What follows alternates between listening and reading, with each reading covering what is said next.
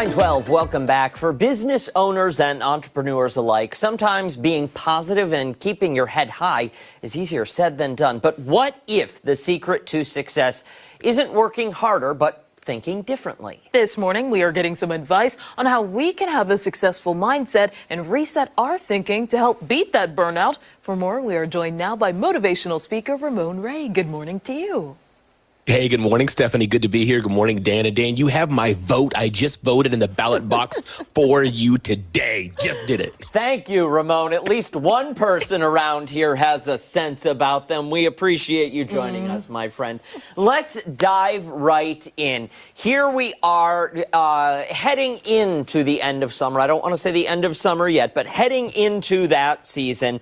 And for a lot of people, it's a struggle. We're getting ready for what for some businesses can be a very slow time, and for other businesses, what can be, the season where they need to be rip-roaring ready to go. Mm-hmm.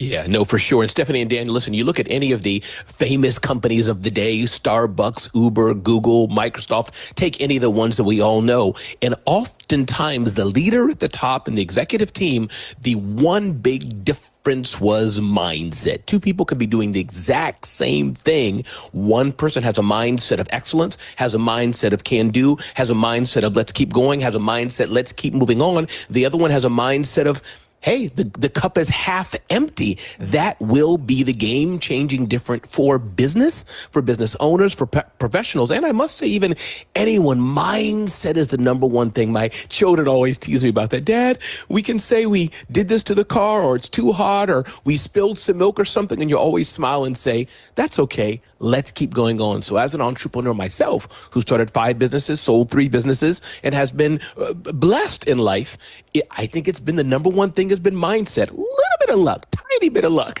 but most of it's been indeed mindset, and choosing to have a different mindset no matter the circumstance, for sure. And I know that entrepreneurship is not linear for everyone. Oftentimes you hear about there was a failure here, maybe another one before reaching that point. But with social media, it can kind of seem like a lot of people take a fast track to that success. So how do you recommend people detach from what's sort of online and be ready for their own process? Yeah, Stephanie, I'm so glad you brought that up, because me scrolling, and looking at Stephanie's life or Dan's life and thinking it's mine, it doesn't work. So I think the one thing we can do, that doesn't mean get off social media. We want you to watch TV, watch this show, and enjoy your life. But for sure, you can't do this doom scrolling and let that mean, oh, I should be that way. Instead, see, how can I better myself? How can I change myself? One thing I often say, let's all try to be, instead of being the thermometer in a room that we're changed by the events around us, let's be the thermostat in the room and make sure we impact and change every single room that we're in. But you're exactly right. That scrolling on social media, that impacts me sometimes. I'm looking at it. Ooh, look at them. They got on the stage I didn't get on. And I'm like, wait a minute. I'm doing okay too. Mm-hmm. Yeah, so that's a big difference. Well, and I do like that you brought that up, Steph, because nobody's out there posting their failures.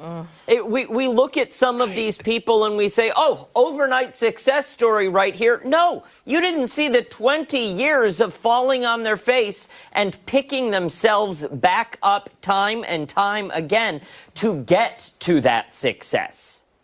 Yeah, no, 100%. I was cautioning one entrepreneur. She's my niece. I'll shout her out. She's my niece. And she said, but look at them. She's starting a food company. She said, they just did it and got on Oprah's or got on this famous person's. And I said, no, wait a minute here.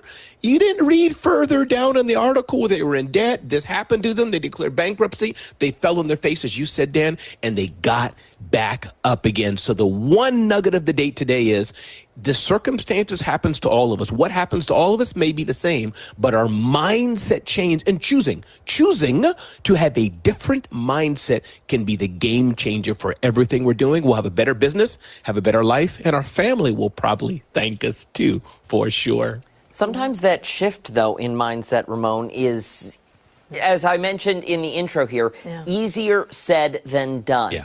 Is there a specific system or a specific path people can take to try and get into that headspace easier than, just constantly saying the glass is half empty, the glass is half empty. How do we get to that point in life or in business where we can say the glass is half full?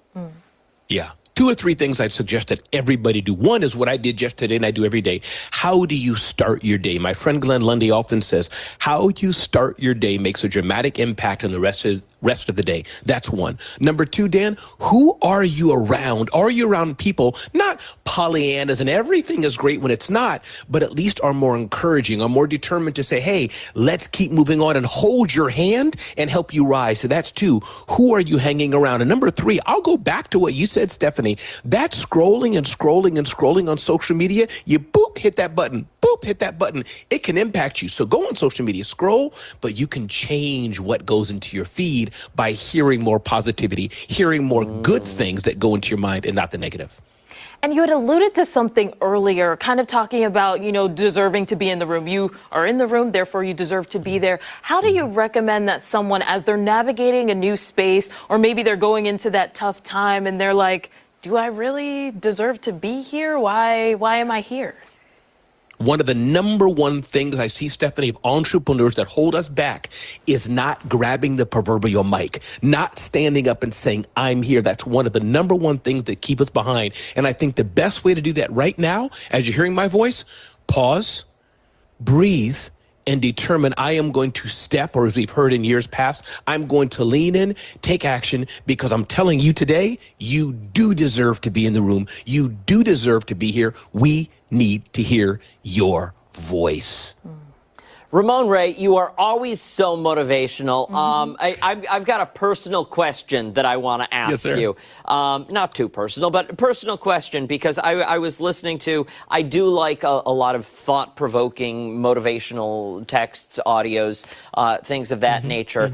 And there's something to be said about making your bed on a daily basis, because you make your bed, and you're already off to a successful start. You've done one task for the day. And that means the second task, the second challenge that comes along, you can absolutely do it because you've already got one in the bank behind you. And if you end up falling on your face at the end of the day, at least you've got a nice, neat bed that you get to lie in at the end of the day. So I want to know, do you make your bed every morning? Absolutely. My bed is made. My push-ups are done. My stretches are done. My bed is tight, Dan. It's like military precision. I'm a neat freak. Absolutely. Got those hotel corners and everything with the sheets, I bet. Ramon Ray, thank you so much for your time this morning. We really appreciate you and your positivity, my friend. Thank you, Dan and Stephanie. Bye-bye. Thank you.